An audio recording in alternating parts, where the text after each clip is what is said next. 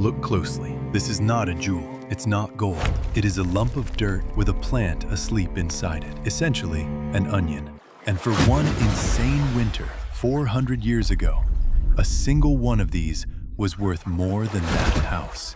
This is the flower they went insane for, the Semper Augustus, white, streaked with fire, reportedly offered for around 6,000 guilders for one bulb. A skilled craftsman earned a few hundred guilders a year, so that single bulb was roughly 20 years of a working man's life for a flower that dies in a week. One bulb, a viceroy, was allegedly traded for this: grain, oxen, pigs, sheep, wine, beer, cheese, a bed, a silver drinking cup for one flower that had not even bloomed yet. Prices doubled, then doubled again. Weavers, bakers, carpenters sold what they owned to get in. Everybody was getting rich. Everybody. And then, in the first week of February 1637, it stopped. Not slowly, not over months. In about 3 days, the most valuable object in the Netherlands became a vegetable. How does a flower become worth a mansion and then worth nothing before lunch?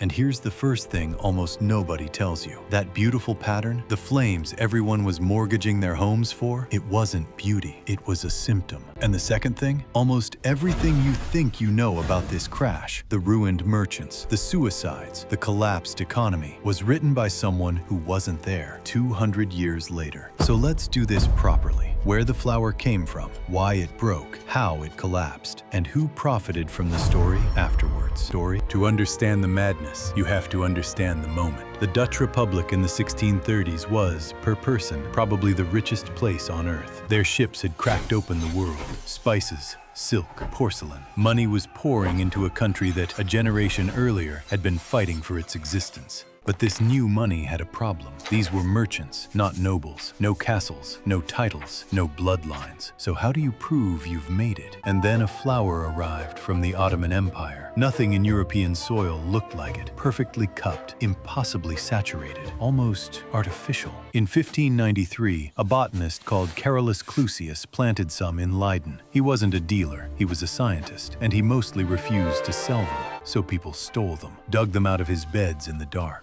The entire Dutch tulip trade, every fortune, every ruin, begins with a theft. Now, most tulips are one solid color, pretty but forgettable. Anyone can grow them, which means nobody can show off with them. But every so often, unpredictably, one would break. Streaks, feathers, flames of a second color ripping across the petal. And no grower could make it happen on purpose. The broken ones got names, like racehorses, Semper Augustus, Viceroy, Admiral van der Eyck. Each one a lottery ticket that grew in the dark.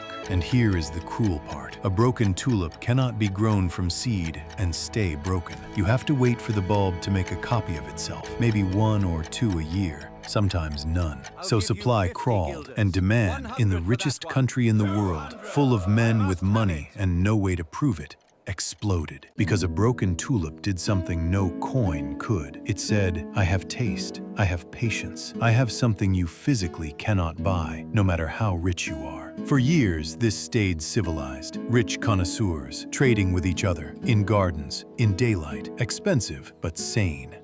And then, around 1636, the trade left the garden and walked into the tavern. They called them colleges, rooms in taverns where anyone could now trade tulips. Not growers, not experts, anyone with a chair and a bit of nerve. A weaver who'd never grown anything, a baker, a carpenter, because the man 3 doors down had just made a year's wages in a fortnight, and he was not smarter than you.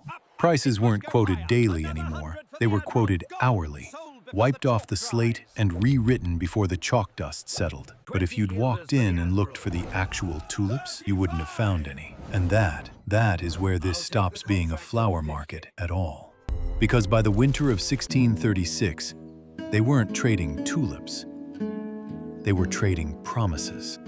Here's what nobody in that tavern could see. From roughly October to June, the bulbs are in the ground, buried, dormant. You cannot dig them up. You cannot look at them. So they sold what they couldn't see. Contracts promising a bulb that was still underground to be delivered months later. The Dutch had a name for it, windhandel, the wind trade. One bulb could be sold 10 times in a single day to 10 different men without ever leaving the ground. Most of them never intended to plant anything. They intended to sell it on. And barely any money changed hands up front. It was mostly credit, promises, backed by promises, backed by a flower nobody had seen. It worked beautifully, as long as one thing stayed true, as long as there was always somebody else, somebody willing to pay a little more than you did. But before we get to what happened next, we need to go back to the flower, because there's a reason it broke, and it isn't beautiful. The flames weren't a variety, they weren't breeding, they were an infection, a virus spread by aphids attacking the flower's ability to make color.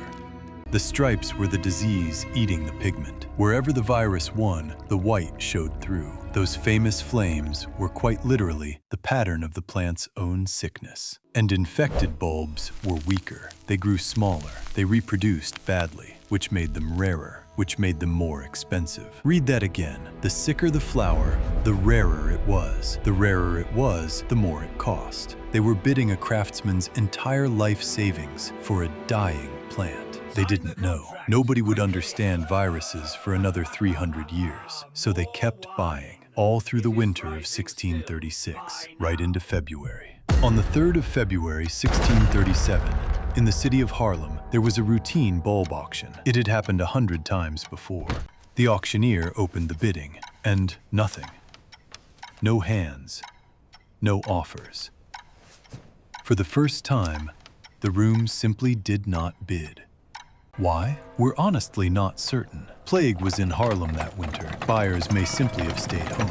It may have been nothing more than that. But it didn't matter why, because the entire structure rested on one belief that somebody else will always pay more. And in one silent room, that belief broke. Within days, every man holding a contract discovered the same thing at the same time. There was no next buyer. There had only ever been the next buyer. Prices didn't correct, they evaporated. Over 90% in a matter of days. A bulb worth a house on Monday was worth an onion by the weekend. The buyers refused to pay. The sellers demanded their money. And the courts looked at these contracts and effectively said this was gambling, not commerce. We will not enforce it. A settlement was floated. Pay a few percent of what you'd promised and walk away. 3.5% in some places, on a debt that could have bought you a canal house. And in the spring, the tulips came up, as beautiful as they had ever been,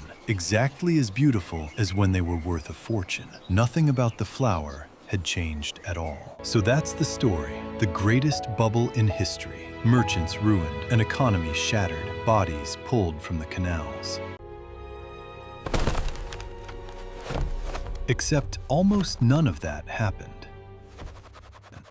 Almost everything the world believes about Tulip Mania comes from one book, written in 1841, 200 years after the crash, by a Scottish journalist who was not there. The sailor who ate a priceless bulb, thinking it was an onion. The ruined men drowning themselves in the canals. The nation brought to its knees. Vivid, unforgettable, endlessly repeated. So where did he get them? Largely from pamphlets, printed in the 1630s. And here is the thing about those pamphlets. They weren't reports, they were satire, moral propaganda, written by people who wanted to mock the speculators, shame them, and warn everyone else off. They were designed to exaggerate.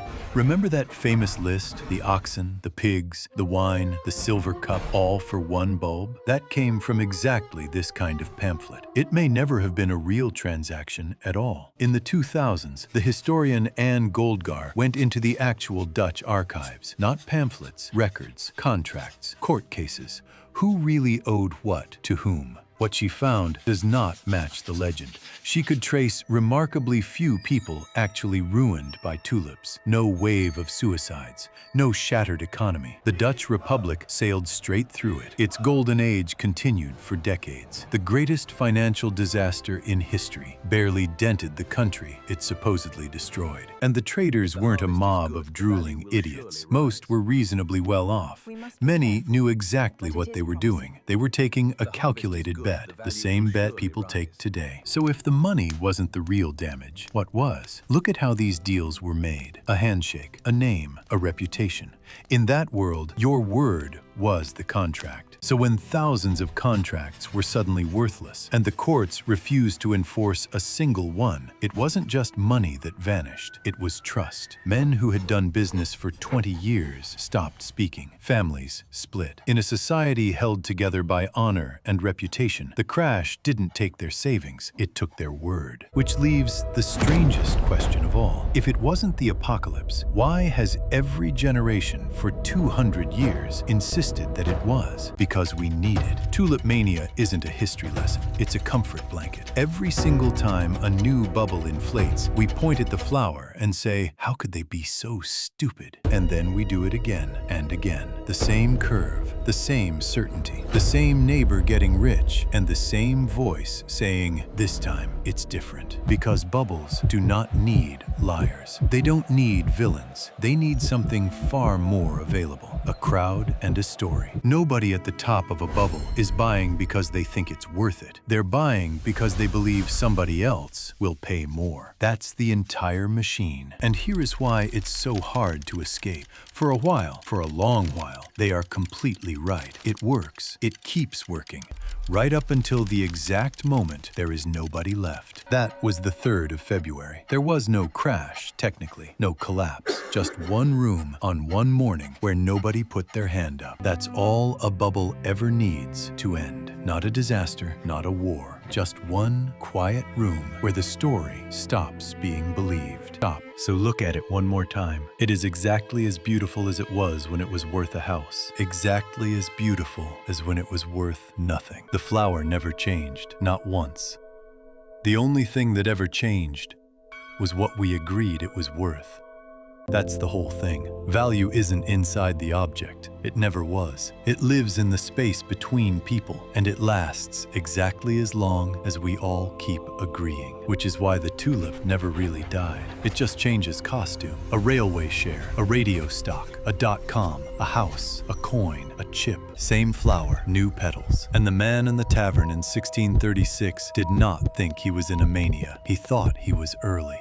So here's the only question that actually matters, and it isn't about tulips. Right now, today, what are you holding that you'd struggle to explain the value of without using the words, someone will pay more? Because there's one bubble happening right now that has already followed this curve, beat for beat, and almost nobody is calling it a bubble yet. And you are already in it. Here's exactly where it is.